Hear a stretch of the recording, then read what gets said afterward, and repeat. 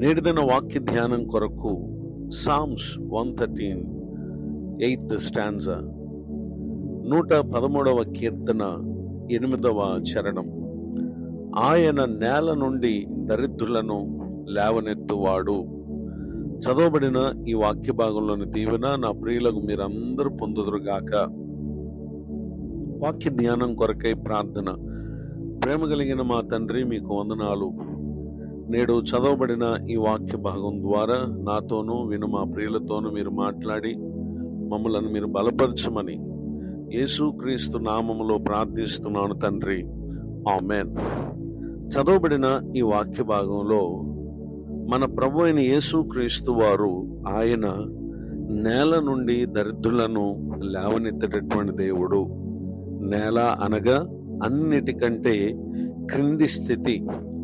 ఆ స్థితిలో ఉన్న దరిద్రులను అనగా బలహీనులను, తృణీకరింపబడిన వారిని, ఇలా పలు విషయాల్లో ఎందరైతే వెనుకబడిన వారుగా ఉన్నారో దేవుడు వారి విషయం ఆయన సెలవిస్తున్న మాట ఏంటంటే ఆయన లేవనెత్తేటటువంటి దేవుడుగా ఉన్నారు.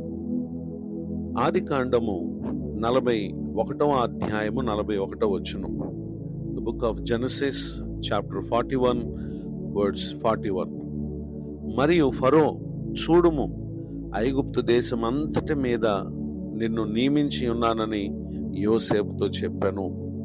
చదవబడినటువంటి ఈ వాక్య భాగంలో యోసేపుతో ఫరో అనగా ఐగుప్తు దేశపు రాజు మాట్లాడుతూ అంటున్నాడు కదా, నిన్ను ఐగుప్తు దేశం అంతటి మీద నియమించి ఉన్నాను అని చెప్పి ఇక్కడ మాట్లాడుటను మనం గమనించగలం. నిజమే, యోసేపు యాకోబు కుమారులలో అతడు 11వ వాడు, అనగా 12 మంది కుమారులలో అతడు 11వ వాడు.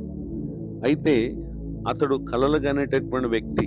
తన స్థితిని, తన స్థానమును ఆదికాండం 37వ అధ్యాయంలో మనం చూస్తాం.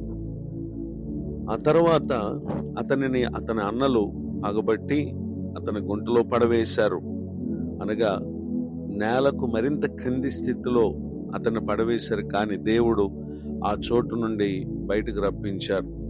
ఆ తర్వాత యోసేపును అమ్మివేశారు. అతడు ఐగుప్తు దేశంలో పొతిఫరెంట్ బానిసగా ఉన్నాడు. అక్కడ కూడా దేవుడు యోసేపును ఆశీర్వదించారు. చెయ్యని నేరానికి యోసేపును చెరసాల్లో వేశారు. అయినప్పటికీ దేవుడు విడిచిపెట్టలేదు. ఒక రోజున ఫరోకి వచ్చినటువంటి కల యొక్క భావాన్ని చెప్పే విషయంలో యోసేపు పిలువబడినప్పుడు అతడు రాజుకు రాజుకు వచ్చినటువంటి కలను గూర్చి అతడు వివరించిన తర్వాత రాజు యోసేపును గూర్చి అతని సేవకులతో the book of Genesis chapter 41 verse 38, ఆదికాండము 41వ అధ్యాయము 38వ వచనంలో ఇతని వలె దేవుని ఆత్మగల మనుషుని కనుగొనగలమా అని అనెను. మరియు దేవుడు ఇదంతయు నీకు తెలియపరిచిన గనుక నీ వలె వివేక జ్ఞానములు గలవారు ఎవ్వరూ లేరు.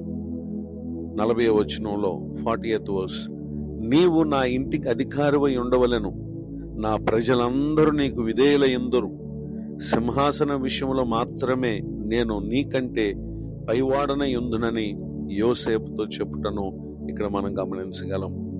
ఈ మాటలు వింటున్నటువంటి నా ప్రియ సహోదరి సహోదరులు, పూర్వపు లేక ఫరో అతనితో మాట్లాడుటకు ముందున్నటువంటి కాలములో యోసేపు అనుభవించినటువంటి స్థితి అది చాలా క్రింది స్థితి.